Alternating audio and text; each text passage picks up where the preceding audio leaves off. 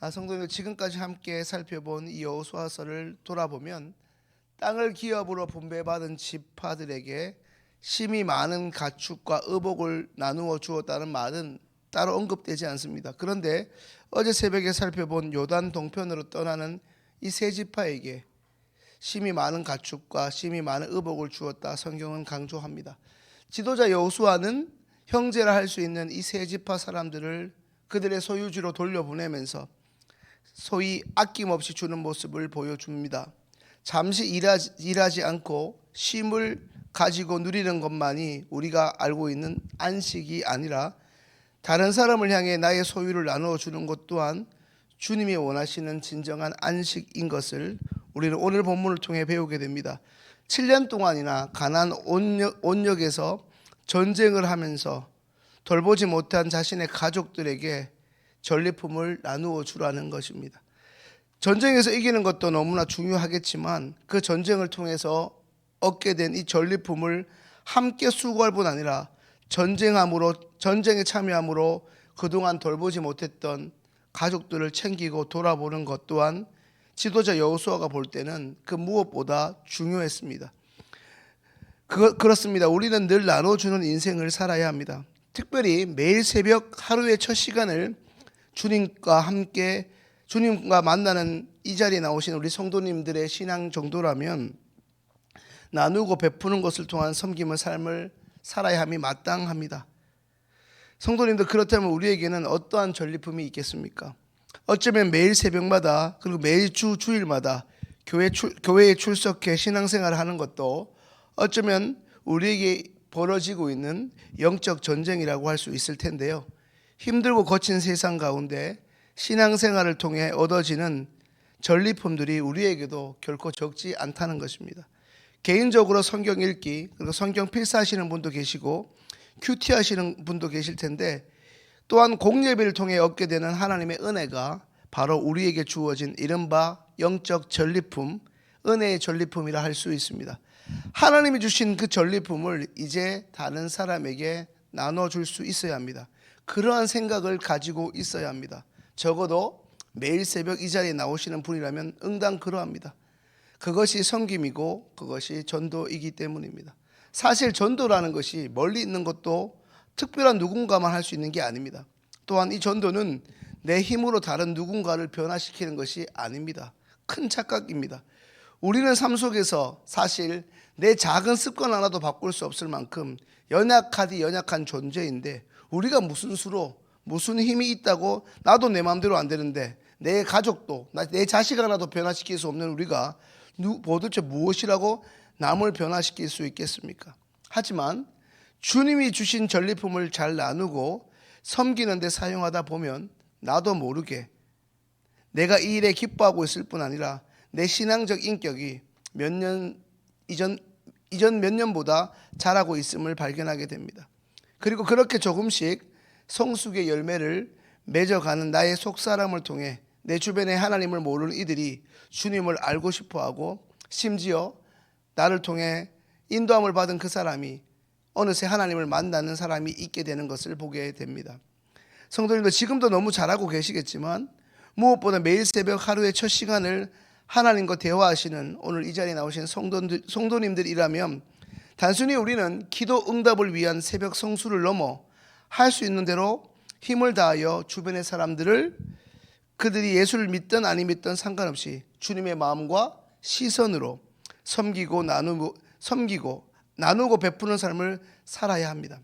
오늘 본문 9절을 보시면 그들이, 그 세 지파 사람들이 이제 그 소유지로 떠났다는 말씀이 나옵니다. 이것은 그들이 약속의 땅 가나안을 떠나 자신의 소유지로 다시 돌아갔음을 의미합니다.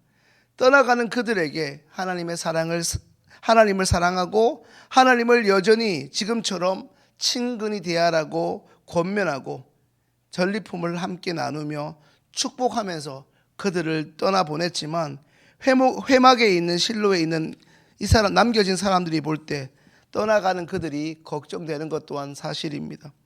왜 그들이 걱정되겠습니까?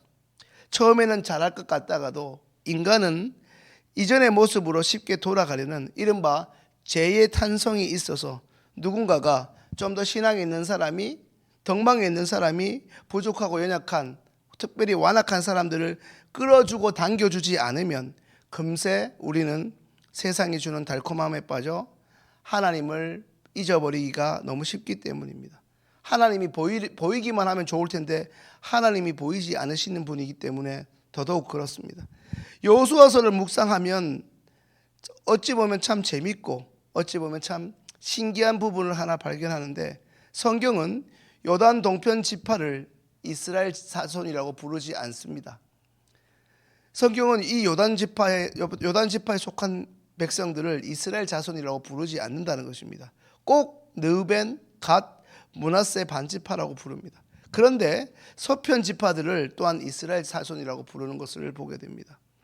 그들이 계속해서 땅을 요구하고 무엇보다 하나님이 그 땅을 허락하셨으니 요단 동편의 땅을 주긴 했지만 이제 요단강을 건너 가나안에서 이곳에 속한 부족들과 7년이 넘는 시간을 함께 전장에서 보내면서 이제 이 므낫세, 갓, 그리고 르우벤 지파들이 이전과는 다르게 이 7년 동안 뭔가가 달라졌겠지 내심 기대하고 있었는데, 여전히 이 세 지파들은 확고하고 굳은 결심으로 가나안 땅이긴 했지만 회막에 있던 곳인 이 실로에서 오히려 그들이 살던 예전 땅으로 돌아가 버리고 말았습니다.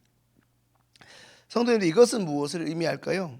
7년은 결코 짧은 시간이 아닌데 그 정도의 시간 동안 정말 열심히 함께 동고동락하고 신앙생활하는 모습을 보았다면 이제 이전의 성품과 이전의 모습에서 아주 조금이라도 달라졌을 법도 한데, 이 세 지파에 속한 사람들은 그들의 취향과 태도가 여전했다는 것입니다. 그들의 속사람도 달라지지 않았다는 것입니다. 성도님들, 그것을 어떻게 알 수 있습니까?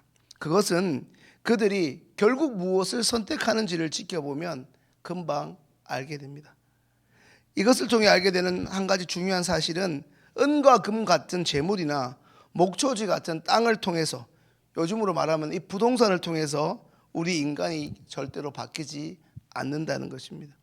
사람을 변화시킬 수 있는 분은 그 사람을 자신의 형상으로 만드신 우리 창조주 하나님밖에 없음을 오늘 본문을 통해 다시금 깨닫게 됩니다.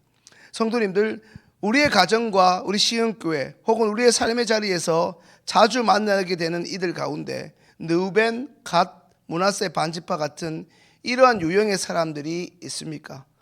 보장된 삶이 있어서 쉽게 떠나는 그들을 지금까지 어떤 마음으로 바라보셨습니까? 어떤 말로 또한 축복하며 떠나보내셨습니까? 정말 사랑하는 마음으로 축복을 담아 그들을 염려한다면 나의 어떤 것을 나눠주며 그들을 떠나보내야 할까요? 특별히 오늘 그것을 놓고 기도할 수 있기를 바랍니다.